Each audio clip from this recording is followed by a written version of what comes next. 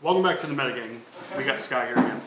We're doing a profile of my Noble Knights. I've played the deck ever since it came out in about 2014, whenever the Knights of the Round Table boxes came out. So a little over 5 to 6 years experience with the deck. It's a really fun combo deck. It's really not that hard to learn. It's one combo. You just keep on cycling it until you either win or you lose. It's a really, it's a fun deck to basically teach new players with. And we're just going to show you what it does. We're going to start off with 3 Madrat. Madrat is your best starting play. He's a level 4 light warrior, just like most of the other Noble Knights. And if unless he's equipped with a Noble Arms, he becomes a vanilla. But when he's equipped, he becomes a level 5 dark that can pop a Noble Arms spell card and summon another Noble Knight, as long as he's the only one on your field, which is how you get into your Assault and your Link plays. Going up to the only other 3 of, we have 3 Brothers. Brothers is really, he's my preferred method of starting the game. Brothers, you normal summon him, he can spell summon 2 other Noble Knights from your hand, and he also has this really nice cycling effect where you can bounce back 3 Noble Knights or Noble Arms from your graveyard to draw a card. Which, once you start your Soul Day cycle, it's really important to basically have Brothers to keep on recurring so you can keep on Soul Day on the following turns. We have 2 Noble Knight of Kustian. Kustian can spell summon himself if you have a Noble Knight equipped with Noble Arms, and if he's used as a material for a Link Secret or XYZ Noble Knight card, you get an additional Noble Summon. We got 2 Merlin. Merlin is a personal preference at 2. I like it because you can basically tribute it off, and if your board gets outed, it can help you set up to reoccur the same board you had your first turn on the second turn. It can also banish itself as a quick effect to XYZ summon. Next, hand traps. We've got 2 Ogre, and we have 2 of one of the best cards that ever graced the Noble Knight deck. Morgan, the Enchantress of Avalon. She's a hand trap. You can discard her if you have a Noble Knight that's equipped with Noble Arms, and it can negate any effect. It doesn't have to target, it doesn't have to do anything, it doesn't even have to affect a Noble Knight. 1-ofs, we have 1 Boars. He is, back in the old days, it was him and Madrat, those were your 2 main ones. Nowadays, Boars is not needed as much, and he's basically just a Noble Arms cycler. 1 Noble Knight Dryston, he's just an MST. And Noble Knight Elvan. Noble Knight Elvan is my preferred Noble Knight to get from Madrat, because once you pop your Noble Arms, it will re-equip onto Elvan, and then Elvan will generate a token, and that token can make a Soul Day. So you make a 1-card Assault Day out from the drop. 1 Guinevere. Guinevere will treat herself as a Noble Arms just for an additional name if you need one to activate a Noble Knight effect. Noble Knight Gwyn. If you have Vanilla on field, which both Boars and Madrat treat themselves as Noble Monsters if not equipped with a Noble Arms, he can hop on field and then Assault Day, Arthur, whatever you need. And then we have Ector. If you remember back in 2013, if you played the Dragon Rollers, Ector is a warrior equivalent, Noble Knight exclusive Dragon Roller. He can banish 2 Noble Arms, 2 Noble Knights, and just spell summon himself onto the field.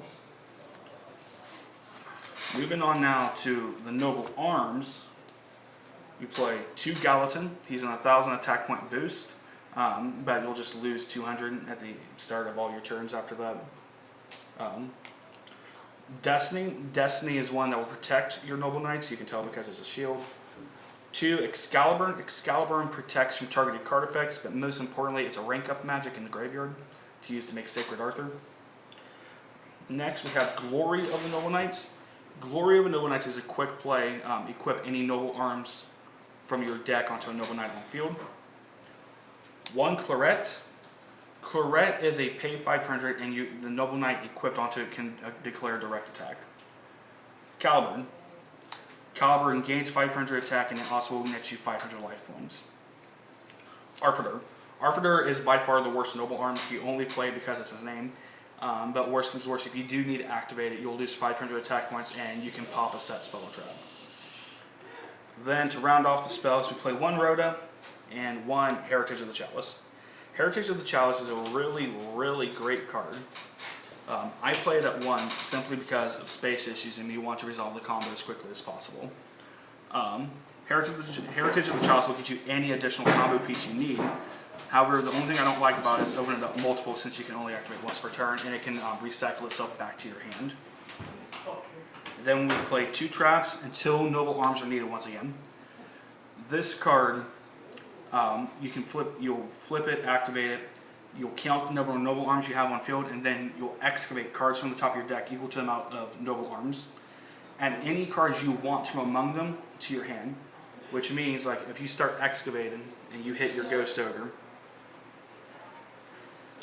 even though Ghost Ogre is not a Noble Knight, you can still add it to your hand because until Noble Arms are needed once again does not specify you need a Noble Knight or a Noble Arm. Along with that, you can banish it, and you can summon any Noble Knight from your deck as long as its name is not in your graveyard. So it's a really nice way to recur. Moving on to the extra deck. 3 Isolde. Isolde is a generic warrior link. I really should not have to explain it unless you've just recently gotten to the game. It's a, you can add a warrior to your hand, but it can't be played or used as effects that turn. And you can send equipped spells to your graveyard to spell summon a warrior whose star level matches the number of equipped spells you send. And with this deck, with the ability to cycle through your equipped spells, you can activate around 3 Isoldes per game. Next, XYZs, we play 2 Sacred Noble Knight King Custian. He is basically, you can detach any number of materials onto him, and you can spin back that many cards on the field.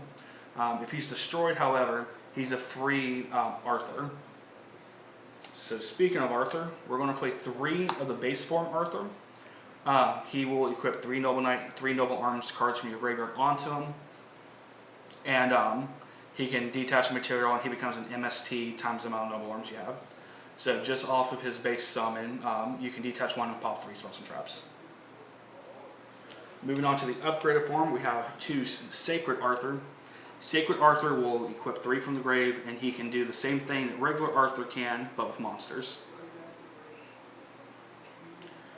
Then we're playing Utopia and the Lightning to simply get over anything that a normal Noble Knight would not be able to beat over in case you do not have the necessary Noble Arms in the grave. A Baguska, a Dweller, and a Castile. And these are your control/stun cards, and that's the end of the Noble Knights.